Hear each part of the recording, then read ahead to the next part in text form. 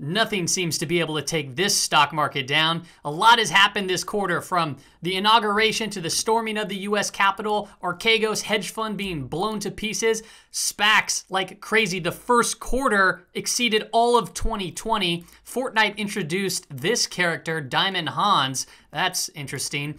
U.S. yields, they doubled. This is the 10-year. Not to mention we have all of this news around vaccines and fiscal stimulus. Oh my goodness, we got a lot to talk about. I have 61 slides, a lot of charts that you probably have never seen before. Today's episode is an important one. It will be a little bit longer than usual. This is the monthly recap. We're looking at weekly, quarterly, and monthly charts here. You're watching the Daily Stock Market Brief. My name is Michael Silva. Let's get into today's episode.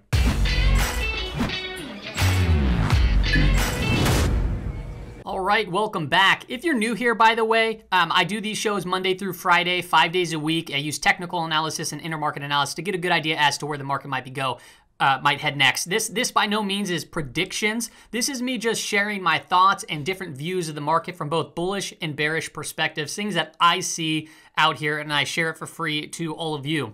I want to start this show off before we break off into the indices, the commodities, the dollar, the bonds, and the yields, and just start off with a couple of charts, kind of just high-level stuff. All the timestamps are going to be in the description below. Just note that if you do skip around some things, you might miss context of the aspects of which I'm thinking.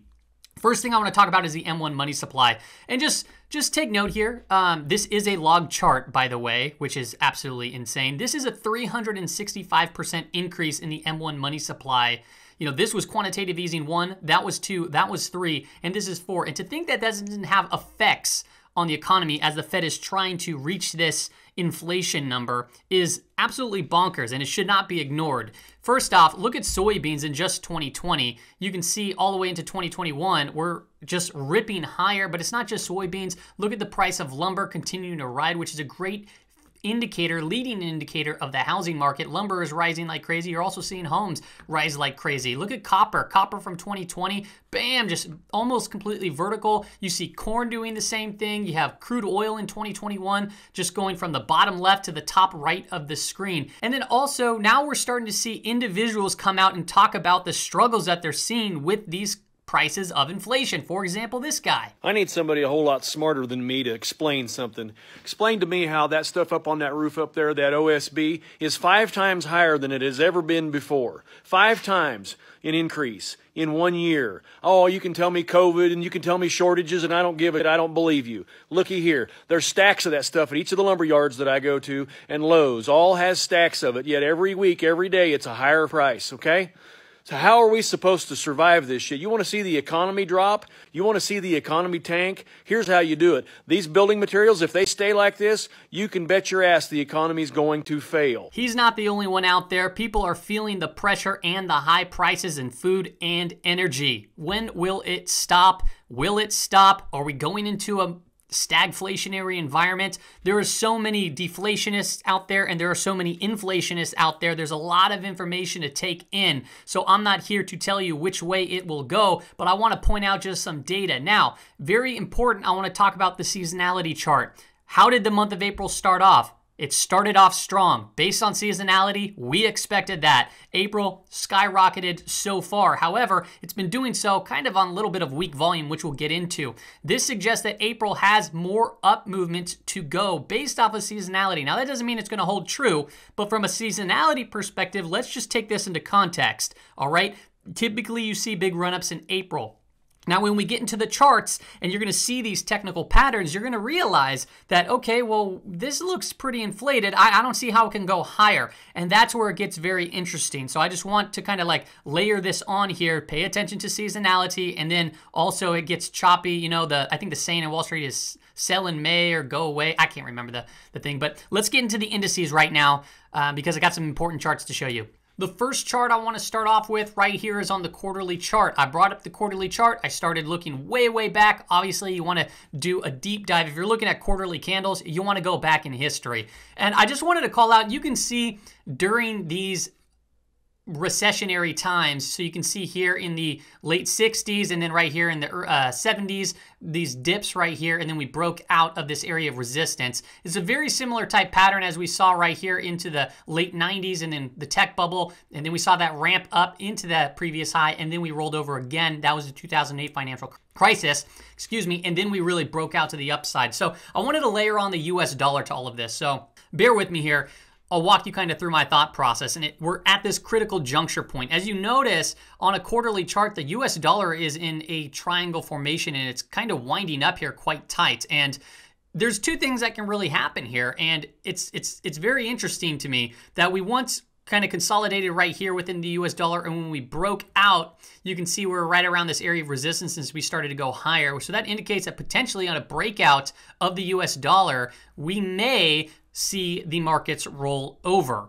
Now, what would a breakout look like? Well, a breakout would probably get us above this kind of a triangle pattern. So it'd be, cracking through 100 potentially, 95, 96, 97, 98, 100, and then we don't know how high the dollar can potentially squeeze. We've seen it rip up high before. That doesn't guarantee that the market's going to fall over, but it would suggest the force of the move could be a risk-off move, so people flood into dollars, and then you can see equities really take a hit. That would be my best guess. But it can also fall to the downside, and a lot of people are saying that the dollar is set to collapse. Some people that believe the dollar is going to squeeze higher also still believe when it squeezes higher, the ultimate death of the dollar will continue, so it would roll over eventually. So I just wanted to kind of point out two scenarios here. First off, we have a little head and shoulders neckline right here that if it breaks down, we can see some further momentum to the downside. And that neckline is right around kind of where we're at, a little bit lower, I'd say. It would be more successful to get below 90 on a quarterly close, and then we could see some more movement to the downside. But a break up, that would be more on this chart specifically. A quarterly close above 100 would be, I would consider a breakout. Now, what can happen? Well, first off, we broke out of here and we saw this big, huge equity just super cycle take place. And then right here, we're breaking out, and this could very well continue to press higher and higher, especially if the dollar breaks down.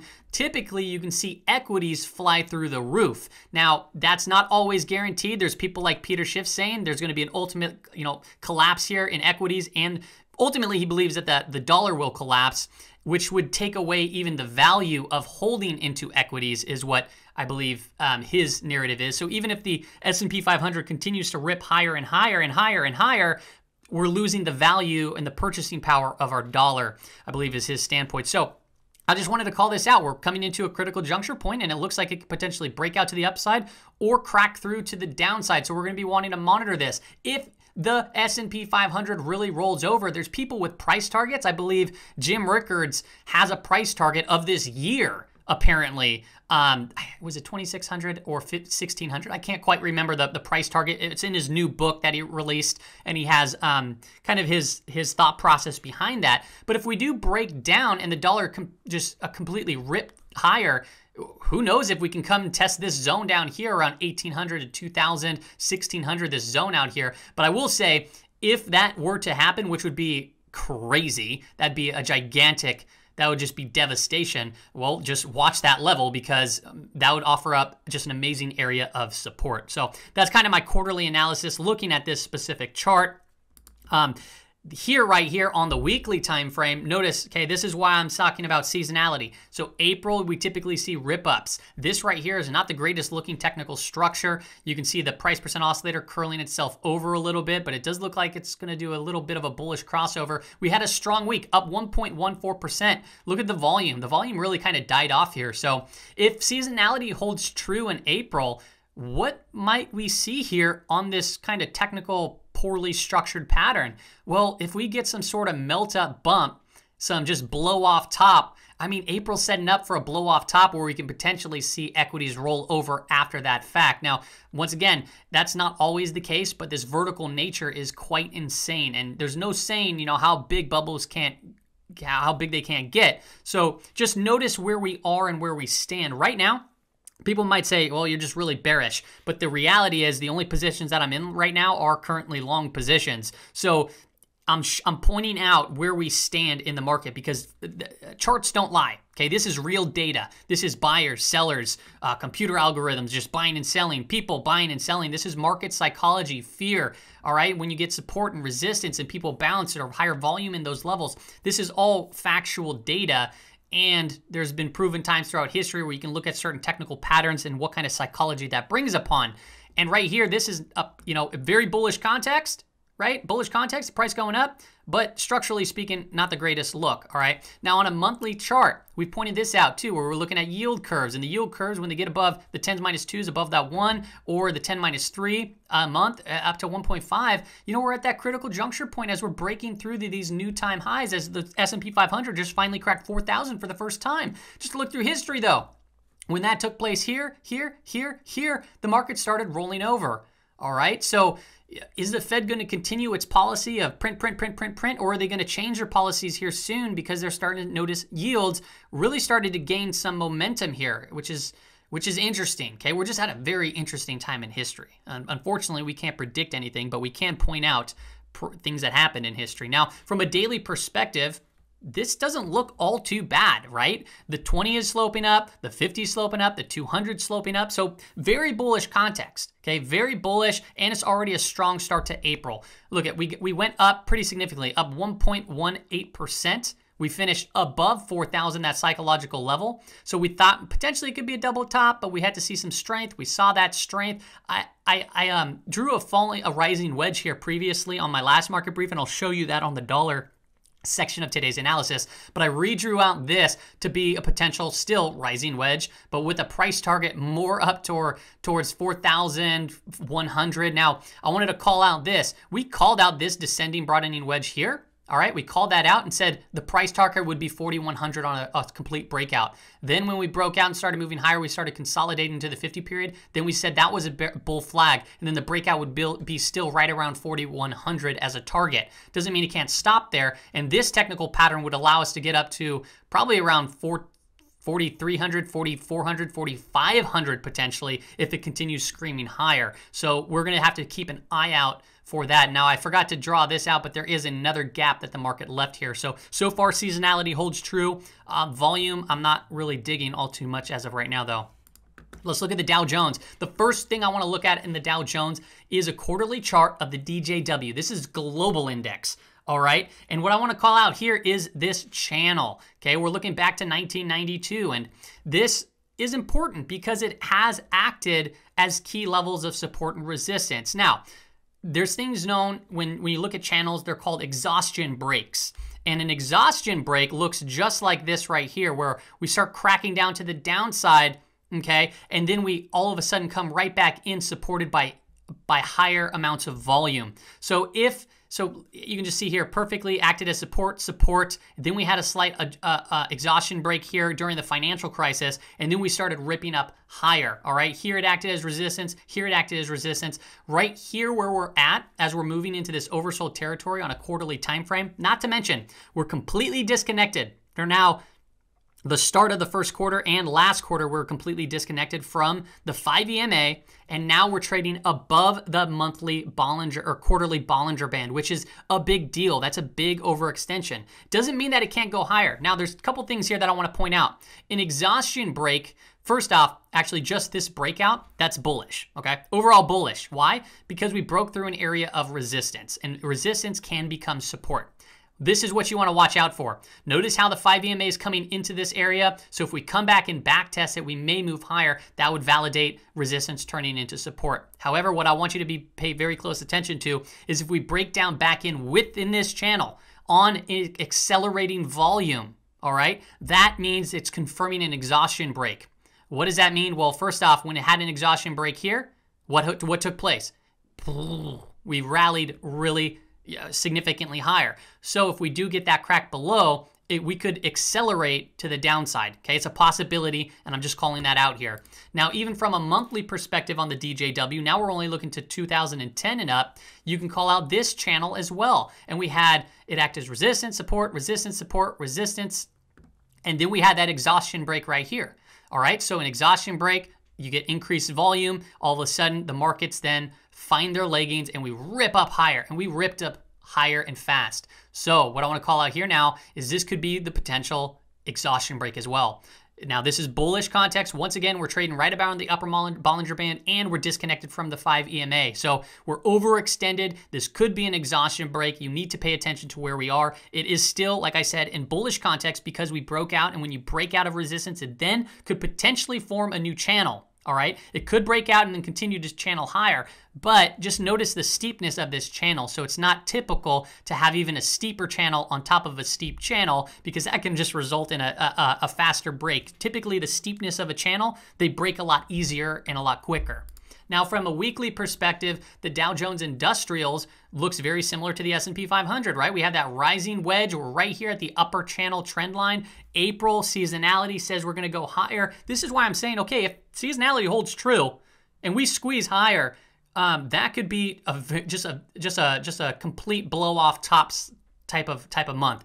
So that's kind of where my thought process is.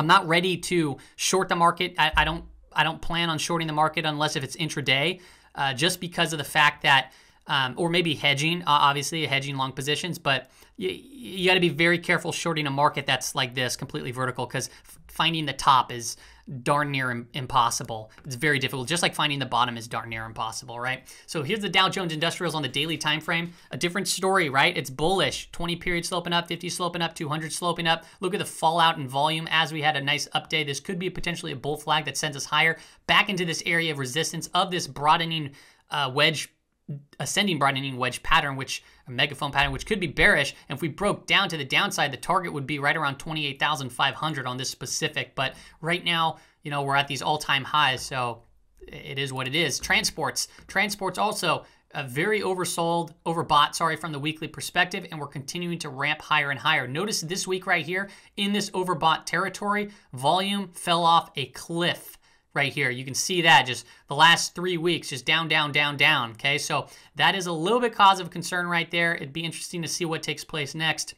If we start falling on accelerated volume, you know, you just got to be very careful. We have the 13-week EMA. I got to switch that over to the 20 right here, right around this trend line. So we're still technically within this pattern, allowing us to go potentially higher. Just be aware. You know, it's pressing higher and higher every single week, and now we're starting to see this volume really kind of fall off. Let's look at the Russell 2000, but in order to do so, we're going to look at the iShares Russell 2000 ETF, the IWM, and I'm going to look at it in the monthly time frame, and I want to show you a long-term chart here as well, 2001 date into 2021. This is another channel that I'm kind of paying attention to. You can see here in the financial crisis, that was an exhaustion break because we came through down to the channel, all right? But then volume started picking up. We immediately got, not immediately, but we did recover and get back in. We fell back down, retested it, acted as support. That's what confirms this right here as just being an exhaustion break. Then we acted as resistance right in around 2018, late 2018 with the whole repo crisis. We started falling down, we started recovering, then the pandemic hit. If you're paying attention to this chart, you would have noticed this exhaustion break right here. Notice the increased volume as it was coming down and then recovered on increased volume coming back into the channel, signaling an exhaustion break where that could have been the bottom. And look how fast we exploded to the upside. Now, what's interesting here, we're back above. This is bullish so far. The last month was a pretty big indecision type candle. We gapped up, we filled the gap, we came all the way back up, we're back down. So a lot of indecision taking place. This is still bullish context.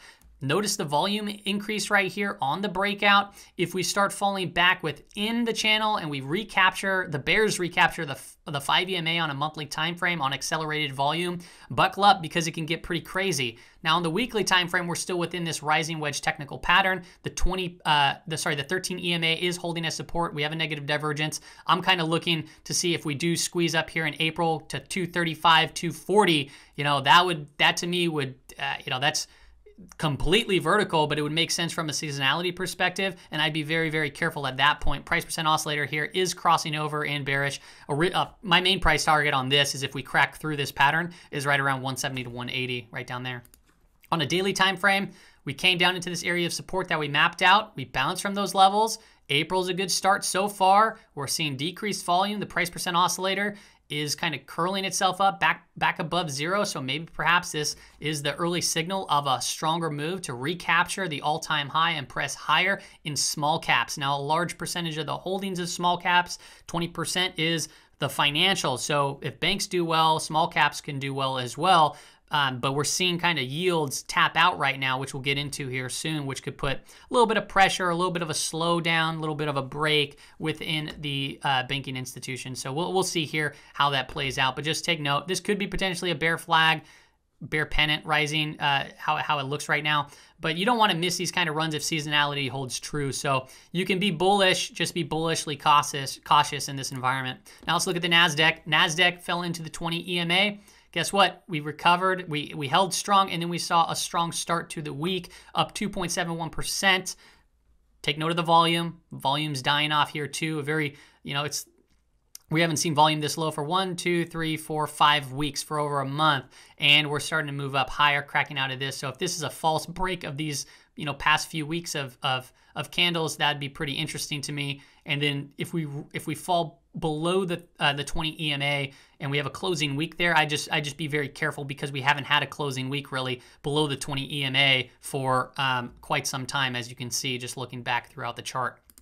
Now, on a daily perspective, looking at the Qs, inverse head and shoulder neckline broke out. Now, during this last 3 weeks of trading, 4 weeks, month, or whatever it is, we've had a lot of false breakouts. We've had a lot of whipsaws. We've had a lot of chop. So I do not want to diminish the fact and say, okay, this breakout's solid, we're good to go. I just want you to be well aware that this could be a false breakout. Right? There's always that possibility. Now, when you match in seasonality and some of the indicators that we look at, you'd say, okay, no, I can see that this pushes up to all-time highs.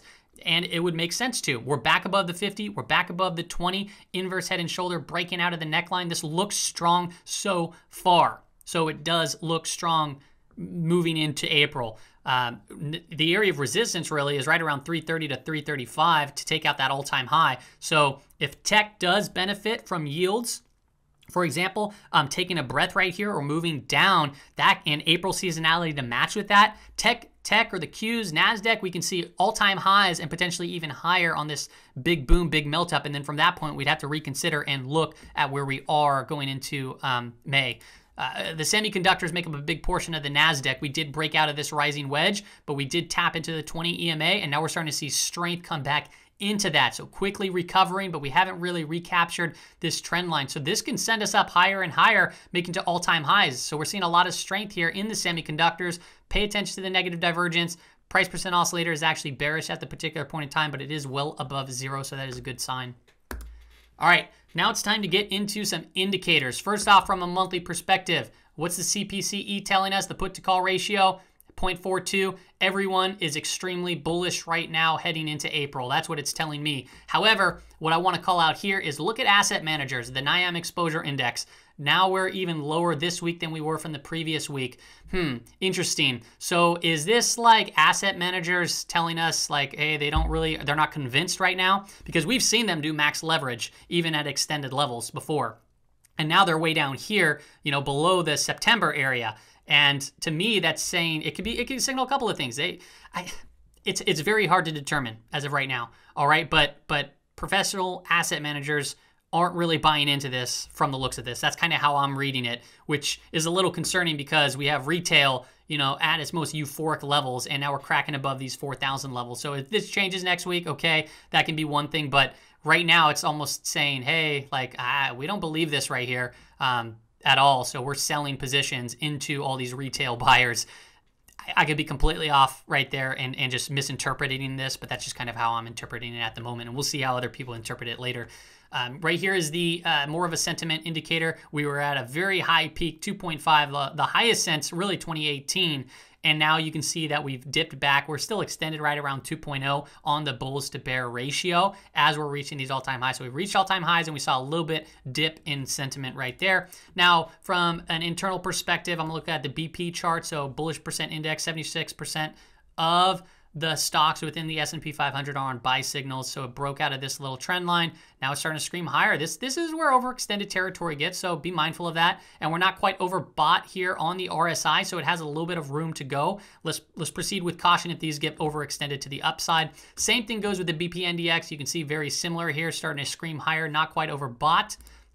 Then on the Dow Jones, this is interesting. The BPINDU is still oversold as we're reaching all-time highs. So I'm a little confused with that chart. Even the BPGDM looks pretty interesting right here. This is the bullish percent index for gold miners. Got pretty overextended to the downside. Oversold is really around 20, especially when you see these spikes. But I wanted to call it this little falling wedge here. You see the falling wedge on the GDX, and you see the uptick in the RSI. Perhaps we're starting to get some strength right now. Hasn't been confirmed, but that could be a good sign for the miners, gold, silver, etc. Now, I need to obviously call out the VIX, right? The VIX, this gap that has been, since the pandemic hit, has not been filled. And finally, on April Fool's, it was filled. That is weird to me.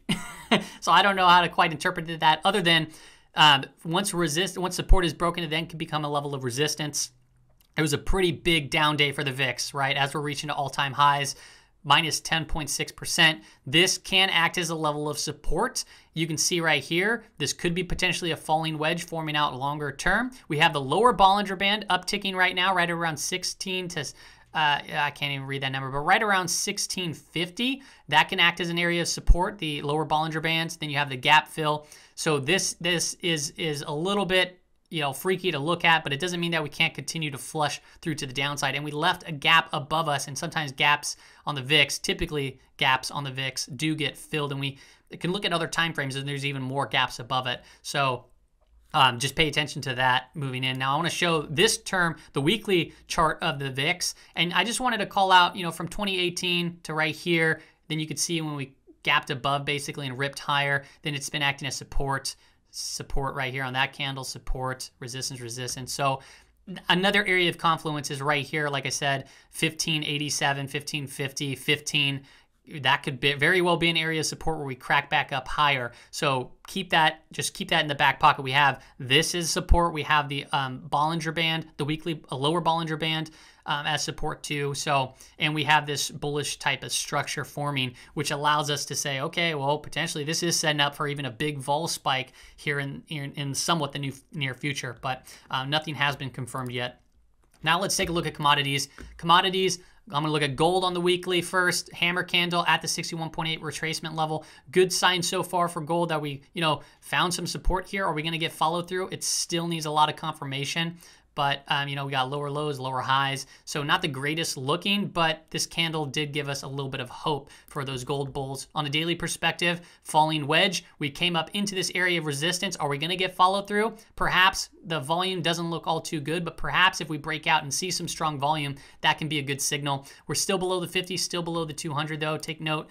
Silver, on a weekly perspective, we touched down hammer candle after this pull down, so that's a good sign into the 50 EMA. So that could be setting us up for a move higher in silver. Needs to be confirmed. We need to crack above this candle and get back above the 20 EMA. And from a daily perspective, we have this bullish falling wedge type pattern. We're back above the 200-day moving average, but we haven't been confirmed on a breakout yet of this falling wedge, but that could be very bullish if we do start breaking out of this falling wedge. So let's keep an eye on that. Bitcoin has been struggling for the last 4 days, really chopping sideways. Figured on this breakout of this resistance, we could see some more strength, but right now it's kind of just taking this pause. Couldn't tell you why, but that looks like the case. Struggling right around 60,000. So I think if we take out the all-time high previously right here, maybe that's where we start really getting some more strength and more momentum. As we've seen previous breakouts of all-time highs, it saw strength. Previous breakout, we saw strength. So perhaps it's going to be a very similar situation if we get that break. The price percent oscillator right here is crossing over, and that looks bullish too as well. All right, now it's time to look into the dollar. We're going to start off with the monthly time frame. I just want to call out a couple things here. First off, bear flag formed. We cracked below it, false break down, and then we recovered. That was in 2017, 2018. Very similar type bear flag pattern, right? And then we cracked down. Could be potentially another just bear trap right here, and then we're starting to squeeze higher. You could draw these out as falling wedges. That's how I did it on the weekly time frame. You can see the falling wedge here from 2017 to 2018. We broke out and saw some strength in the dollar. Now we're breaking out of this falling wedge. We got above 92. That was a good sign. Are we going to see continued strength? The price percent oscillator looks good, but it is still below zero. This candle right here, this weekly candle, that is a shooting star type candle. Not the greatest look, as you see a long upper wick and then the bears stepped in. So, you know, not really creating a new high on the weekly chart. So it's just take note of that. But right now we are back above 92. So perhaps we test 92 and then we run higher. It's hard to say at this particular point in time. However, if we get a falling dollar, that can be very good for equities. And that would support this April seasonality. So notice how this closed off the week in an inverted hammer, okay?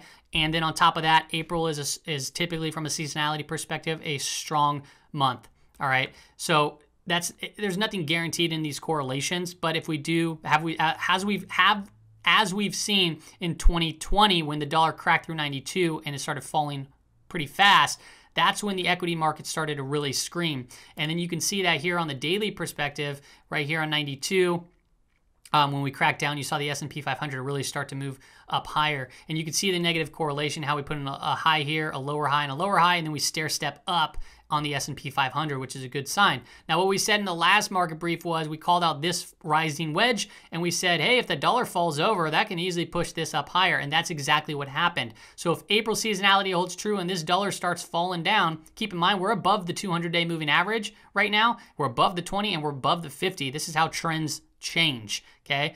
Good trades over and over eventually change a trend. Right now, we haven't been confirmed on any of that yet. So if the dollar does continue to fall, I expect Bitcoin to rally. I expect gold to rally. I expect silver to rally. I expect, especially if yields hold at where they're at or fall lower, I expect tech to rally too. Okay, so it could be a very bullish April, setting up the stage for this big blow off top. It just makes sense to me, but you got to just be very careful in this environment because you can get some huge whipsaws and blow off tops or melt ups, etc. So just pay close attention to that. Let's watch the dollar and see what happens here in coming weeks. Now let's take a look at bonds and yields. So you can see here we had a pullback. Oh my gosh! And guess what rallied? Tech rallied. What do you know? So down 2.9 in the 30-year and slightly down there in the 10-year as well. So is this the point where yields take a breath and we start coming back down a little bit? Perhaps. It needs to be confirmed by all means. The steepening of the curve is still pretty high. Looking back throughout the history of the chart, as we've seen on the monthly time frame, this though is setting like the stage. Like, right, we have yields that just doubled in 2021. Okay. So crazy, and that really put pressure onto tech. All right, we've seen gold take hits, we've seen silver take hits. The S&P 500, Dow Jones, all these industries have been, or indices have been putting in all-time highs. All right, so this to me looks like it's setting the stage with yields potentially topping off in an area of resistance, as you can see right here on the 10-year in this red zone, and you see a little slight negative divergence on the RSI. So this to me says, okay, so yields are coming into an area of resistance. All right, we have a dollar showing some slight signs of weakness on this breakout in this last week. And then we have seasonality. Okay, seasonality suggests that April runs higher. Now, this could be a huge fake out, but it can also be telling us, okay, April seasonality is here and we're going to see this rip. And it could be pretty big. And this, you know, it could be a very blow-off toppy type situation where, you know, it brings in even more euphoria, more buyers, more everything, and then perhaps that could put in a potential market top. So be very careful, obviously, in this environment, as I always say. Now, when I look at the TLH from a weekly perspective, we've called this out as soon as it got down into this area. We said it was super oversold. It looks like it's going to be taking a breather here. And if it takes a breather here or starts moving up higher, well, guess what? Yields come down. Tech benefits from that, and they have benefited from that. So keep an eye out for that. Tech could be a huge player here, especially when we're seeing the Qs break out of that inverse head and shoulders. All right, so we have all kinds of stuff going on, but that's all I got for you on today's episode to really just wrap up my thoughts. Okay, the stock market doesn't seem like it can be fazed by almost anything, which is the time to be very careful. And why is that? Well, when you have vertical moves in the market And then you have all mass euphoria, euphoric feelings out there. Okay, sentiment is high for the most part. And then you're not getting phased by things like these hedge funds, all right? Or all these SPACs entering into the market. When you start seeing little kids being marketed Diamond Hands on Fortnite. I mean, there's older people that play it too. I'm one of them just because it's fun. But you got to understand this could be, this is just insanity at its finest, especially when you see stuff like the M1 money supply being at these levels here in just a short period of time. So the markets can press higher and higher and higher and higher and higher. But just know when things like this burst, when bubbles pop, they can be devastation across the board.